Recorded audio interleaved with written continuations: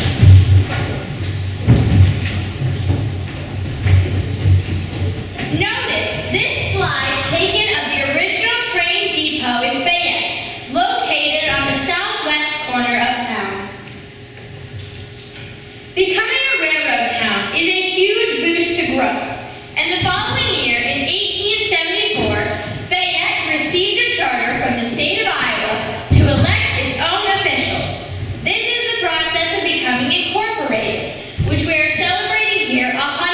50 years afterward. By 1900, the number of miles of railroad tracks in operation in the state of Iowa was over 9,000 miles, and the locomotive of the day could travel easily over 100 miles per hour. Hey, did you know that a person could travel from New York City to Fayette in just a few days by train? Transportation by train changed America into a country that was on the move. And in 1912, this very building, the Fayette Opera House, became a destination that was included in an important part of American history: children who rode the orphan train.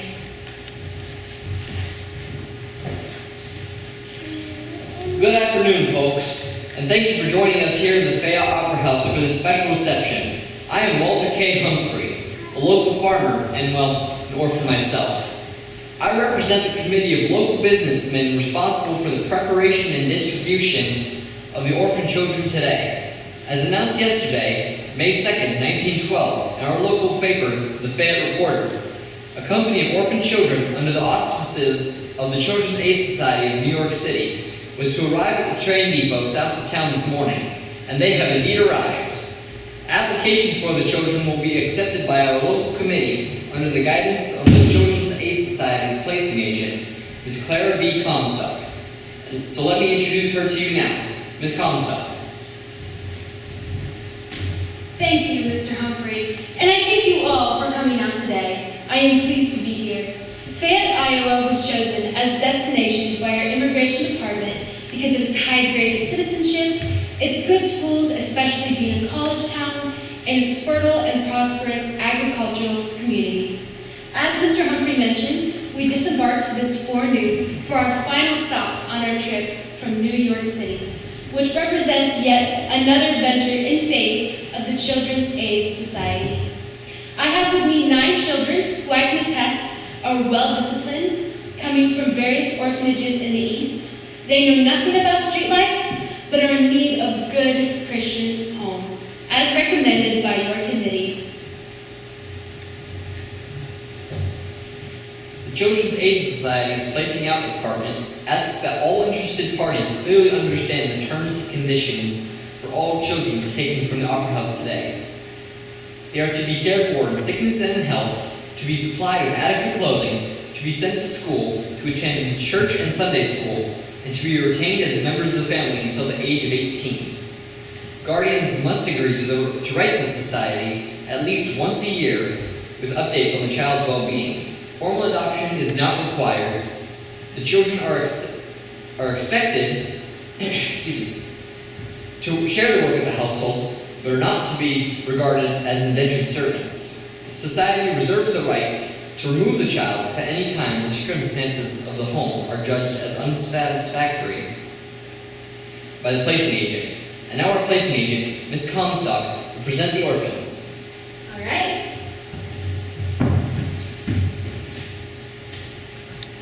Okay, children.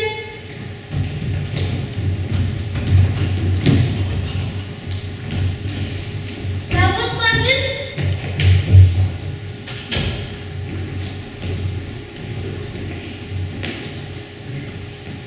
We will begin with our 3 sisters, Alice, Josephine, and Pearl Ebenhart. Go ahead, girls.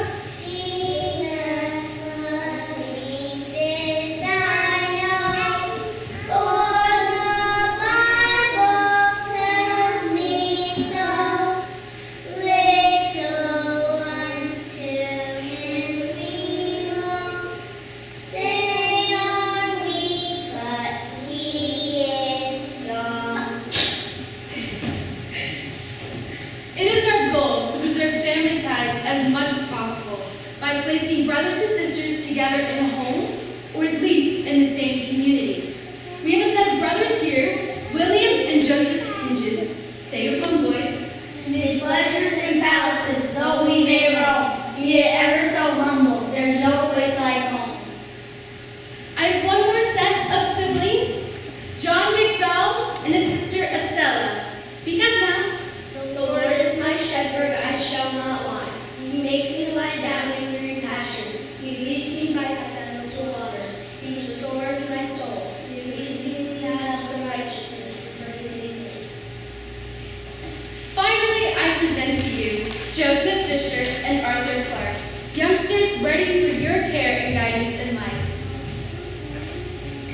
The distribution of these children was successful, accepted into families in the towns of Vandalia, Hawkeye, Lima, and Fayette. And here we are in the exact same opera house just 112 years after these children started their new life in Fayette County.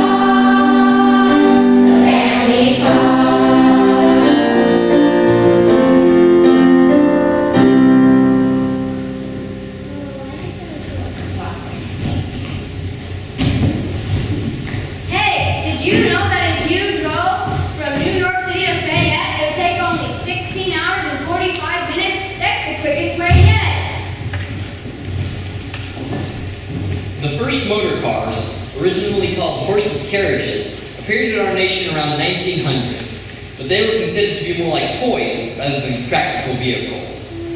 And with Henry Ford's mass-produced Model T traveling down the road at a whopping 20 miles per hour, soon the whole country was on wheels.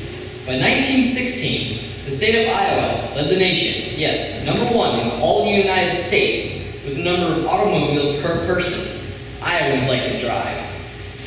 And here in Fayette, for more than a decade, we have celebrated cars in the Show and Shine car exhibit.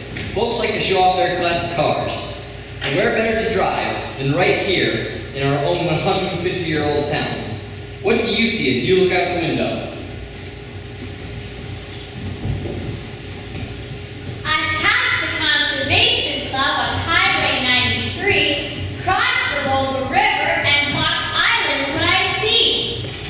Turning on Highway 150 from West Henry River Elders at the home called Maple Crest. Honoring the veterans, Fayette County's Freedom Rock. And you all know this not stop for UIU peacock. Do you know the statue? It's David Henderson, famous Speaker of the House. He was erected to Washington. Get a home run playing ball at Cardinal Park's home base. If golf's your game, then drive up north. The country club's the place. Stay here is important. It won't take a long search to find a place of worship and make it your own church. Here's the public library, the UIU scoreboard, and here's the public library, and here's the charming opera house, so beautifully restored. Travel past for Iowa, south where Clark Road goes. I'll take her to the cemetery to take gravestone photos. Every year at Labor Day, the streets become a maze as people celebrate Fayette at Watermelon Days. Wherever you drive within Fayette, and however you travel to get there, you'll find Fayette, Iowa to be a beautiful city with a rich history of the past and prosperous opportunities for the future. Thank you for heading down this road with us today. We say to you, Welcome to Fayette!